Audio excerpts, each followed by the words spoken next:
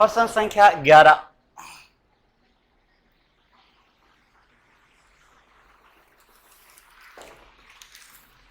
एक बेलनाकार बर्तन में 30,800 घन सेमी पानी भरा जा सकता है। बर्तन की भीतरी त्रिज्या 14 सेमी हो तो उसका भीतरी वक्र पृष्ठ का क्षेत्रफल ज्ञात कीजिए। आपको बेलनाकार बर्तन में 30,800 घन सेमी पानी भरा जा सकता है। इसका मतलब ये बेलन का आयतन दिया हुआ है और इसकी त्रिज्या जो है वो 14 सेमी दी हुई है, 14 सेमी दी हुई है।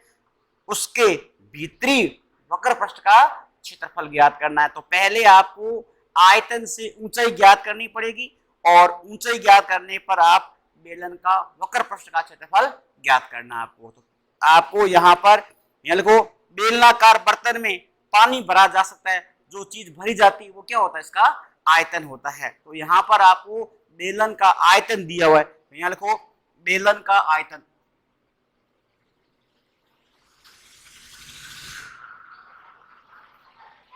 बेलन का आयतन कितना दिया हुआ है, 30,800 घन सेमी, 30,800 घन सेमी। और त्रिज्या इसकी दे रखी है 14 सेमी। आपको इसकी ऊंचाई ज्ञात करनी पड़ेगी। ये बेलन का आयतन दिया हुआ है, त्रिज्या दी हुई है और आपको ऊंचाई ज्ञात करनी है। तो बेलन का आयतन 30,800 घन सेमी और त्रिज्या जो है वो 14 सेमी, ऊंचाई आपको ज्ञात करनी है। तो आपको यहाँ पर बेलन का आयतन दिया हुआ है, आयतन का सूत्र लगा करके आपको ऊंचाई ज्ञात करनी है। तो आप यहां लिखो बेलन का आयतन। बेलन का जो आयतन होता है वो होता है पाई आर स्क्वायर एच। बेलन का जो आयतन होता है वो क्या होता है, पाई आर स्क्वायर एच। अब आयतन कितना दिया हुआ है, 30,800 बराबर का चिन्ह 22/7 गुणा का चिन्ह 14 गुणा 14 गुणा एच। अब इस एच को बाहर लाएंगे, इस एच को बाहर लाओ, एच बराबर का चिन्ह लगा दो। यहां पर या का चिन्ह लग जाता है या। अब एच को जब बाहर लाएंगे तब ये संख्या जो इसके पास जो संख्याएं होती है वो सारी संख्या जो है बदल जाती है। अंश नीचे और हर ऊपर चला जाएगा। अब इसका अंश जो है 22 है और हर जो है वो 7 है, तो 7 ऊपर जाएगा और ये 22 नीचे आ जाएगा। गुणा का ये चिन्ह। अब 1/14 गुणा का चिन्ह, फिर 1/14 गुणा का चिन्ह लगा दो और 30,800। अब सो काटिए, अब सो काटेंगे, काट दो, 14 से काटो, 14 का 14, 14 दूना 28, 2 14 दूना 28, 22 जीरो और ये कट गया। और करते हैं, काटो, 22 का 22, 1 जीरो और ये जीरो। फिर 7 से काटो, 7 एकम 7, 7 दूनी 14। फिर 2 से काटो, 2 एकम 2, कितना आएगा 50। तो एच का मान जो है वो कितना हो गया, 50 सेमी बन गया। ये एच का मान जो है 50 सेंटीमीटर बन गया। अब आपको पूछा है उसके वक्र पृष्ठ का क्षेत्रफल। तो आप यहां लिखो बेलन के वक्र पृष्ठ का क्षेत्रफल। बेलन का जो वक्र पृष्ठ होता है वो क्या होता है, 2 पाई आर एच होता है। बेलन का जो वक्र पृष्ठ होता है 2 पाई आर एच। तो हल करो, 2 गुणा 22/7 गुणा, अब आर, आर का मान हमारे पास क्या है 14, यहां लिखो 14 गुणा एच हमने ज्ञात कर लिया, कितना आया 50। तो आप यहां लिखो ये 50। अब इसको काट दीजिए, 7 एकम 7, 7 दूनी 14। अब 22 ने 2 गुणा करो 44 और 50 ने 2 गुणा करो 100, 100 ने 44 से गुणा करो 4400 वर्ग सेमी। तो ये बेलन के वक्र पृष्ठ का क्षेत्रफल आ गया। सवाल नंबर संख्या 12वां।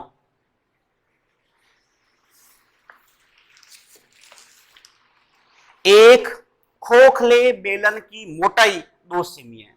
एक खोखला बेलन है, उसकी मोटाई जो है वो 2 सेमी है, उसका भीतरी व्यास 14 सेमी है तथा ऊंचाई 26 सेमी है।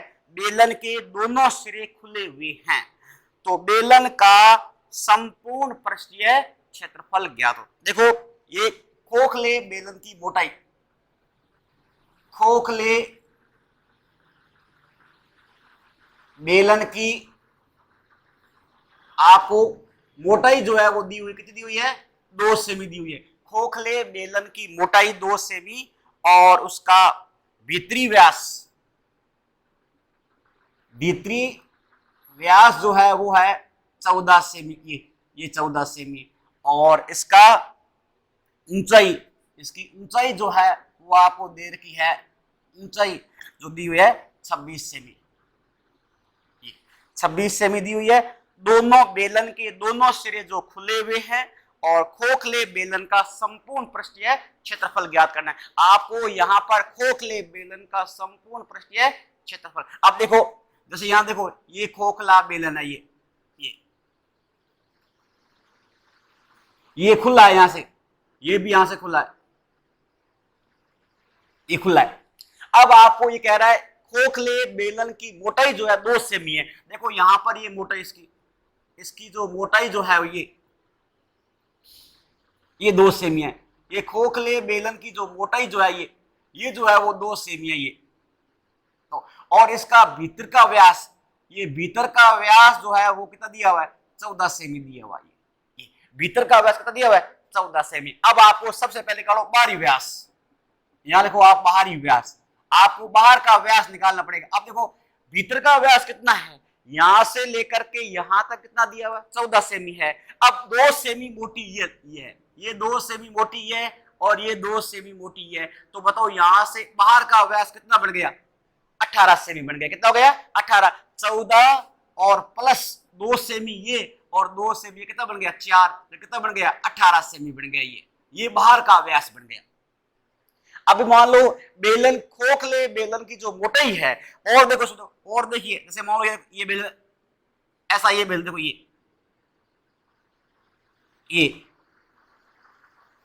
ये बेलन है। अब इसकी मोटाई जो है देखो, खोखले बेलन की मोटाई ये होती है, बाहर जो होता है ये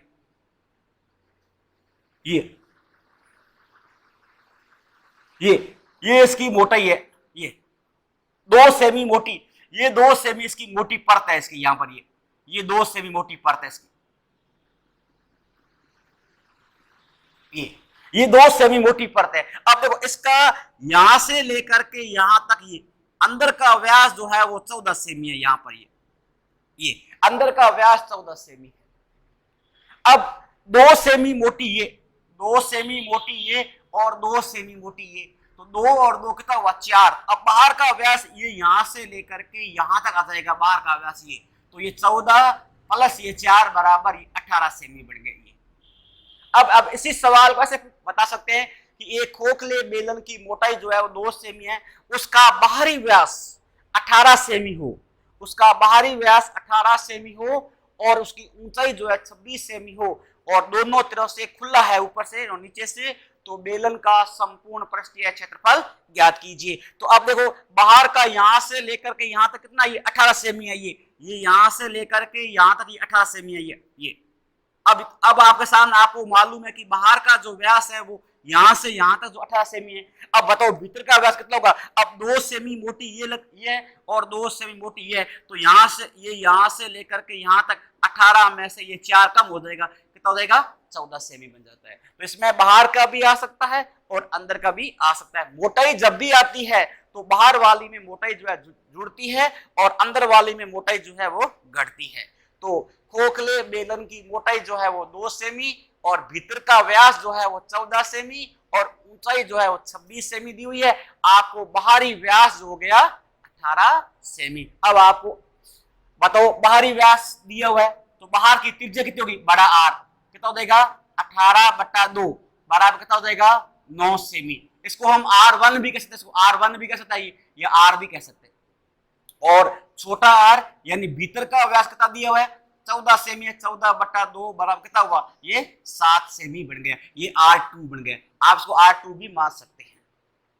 तो R का मान 9 सेमी और छोटे r का मान हो गया 7 सेमी, या R1 का मान 9 सेमी और R2 का मान कितना हुआ 7 सेमी बन गया। अब आपको पूछा है खोखले बेलन का संपूर्ण पृष्ठीय क्षेत्रफल, तो आप यह लिखो खोखले बेलन का संपूर्ण पृष्ठीय क्षेत्रफल। अब आपको यहां पर खोखले बेलन का संपूर्ण सूत्र लगाना है।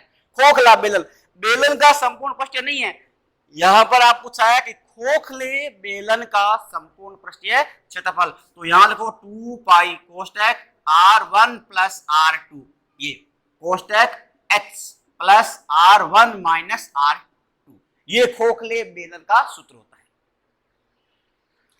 2 पाई कोष्टक R1 plus R2 कोष्टक H plus R1 minus R2, ये खोखले बेलन का संपूर्ण पृष्ठीय क्षेत्रफल है। बराबर का चिन्ह लगा दो, अब 2 का 2 लिखो, गुणा का चिन्ह। अब ये पाई का मान 22/7 कोष्टक R1 का मान कितना हुआ 9 सेमी, तो आप यहां लिख दो 9 सेमी प्लस R2 का मान कितना हुआ 7 सेमी कोष्टक, और H का मान 26 प्लस का ये चिन्ह और R का मान 9 माइनस के 7, बराबर का चिन्ह 2 गुणा का चिन्ह 22/7 गुणा का चिन्ह। अब 9 के अंदर 7 जोड़ दो, 9 और 7 कितना बन गया 16 बन गया, गुणा का चिन्ह। अब 9 में से 7 कम कर दो, 2 के अंदर 26 जोड़ दो 28, तो आप यहां लिख दो ये 28।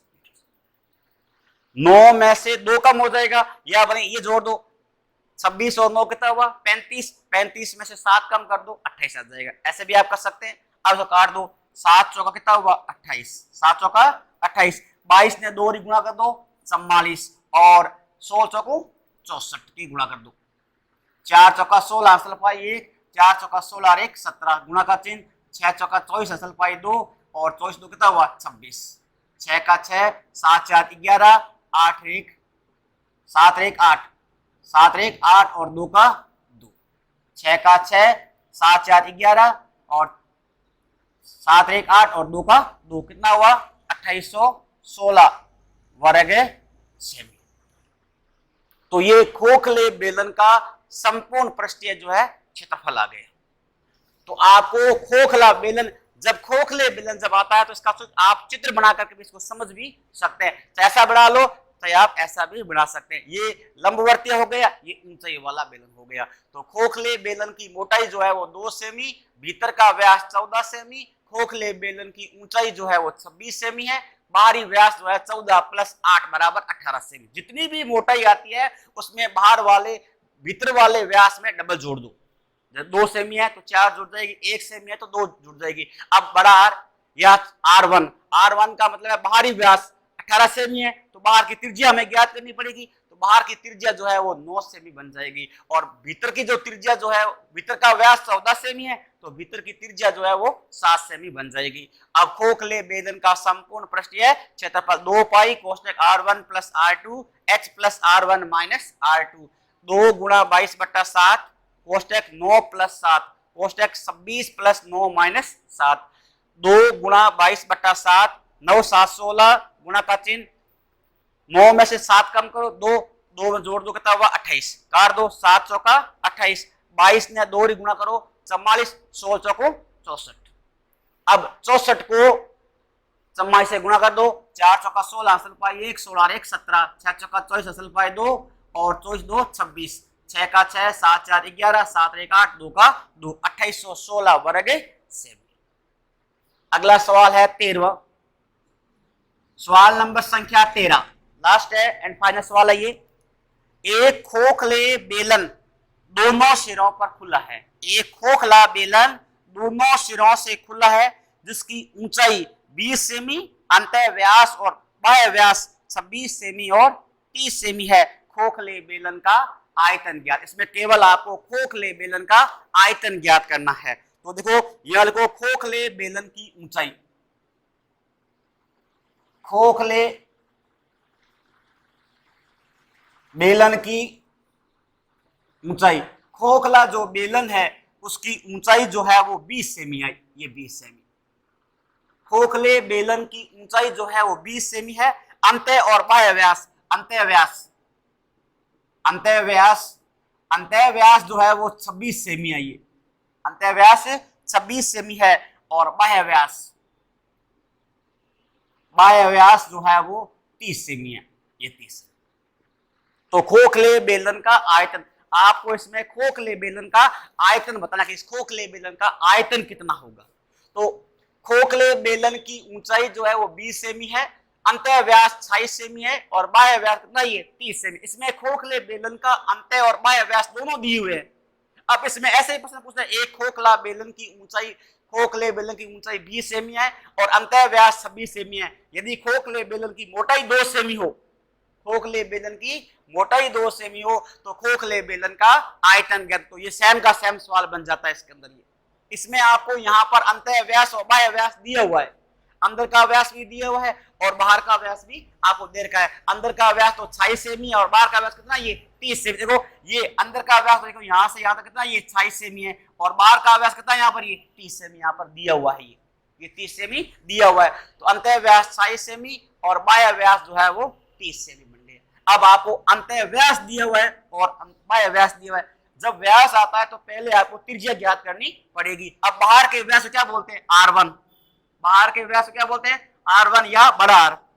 बाहर के व्यास को R1, बाहर का जो व्यास होता है उसकी त्रिज्या जो हमें क्या होती है, R1 होती है, या बड़ा R लिख दो।